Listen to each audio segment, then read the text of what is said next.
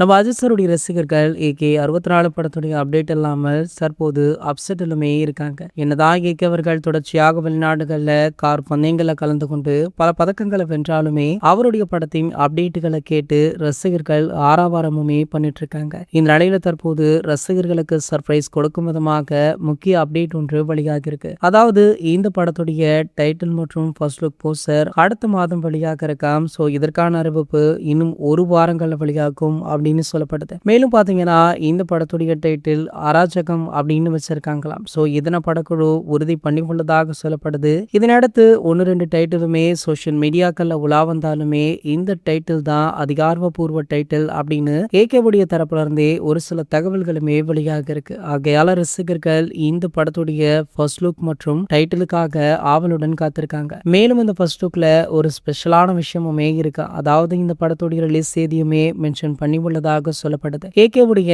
முந்தைய படங்களை போல இல்லாமல் இந்த படத்திற்கு பல புது விஷயங்களை பண்ண இருக்காராம். அதாவது இந்த திரைப்படத்துடைய படப்பிடிப்பு வெறும் 48 நாட்கள் தான் அப்படின்னு சொல்லப்படுது. அதுவும் அஜித் போர்ஷன் மட்டுமே 48 நாட்கள் தான் எடுப்பாங்களாம். சோ ஒட்டுமொத்த படப்பிடிப்புமே 100 நாட்கள் தான் இருக்கும் அப்படின்னு சொல்லப்படுது. போஸ்ட் ப்ரொடக்ஷன் வேலைகள் மற்ற வேலைகளை 2 அல்லது 3 மாதங்கள்ல முடித்து இந்த படம் அடுத்த ஆண்டு பொங்கலுக்கு அல்லது இந்த ஆண்டு தீபாவளிக்கு கூட ரிலீஸ் ஆகலாம் அப்படின்னு ஒரு பேச்சு இருக்கு. சரி, ஓகே, இந்த படத்துடைய டைட்டில் அராஜகம் அப்படின்னு வச்சிருக்காங்க.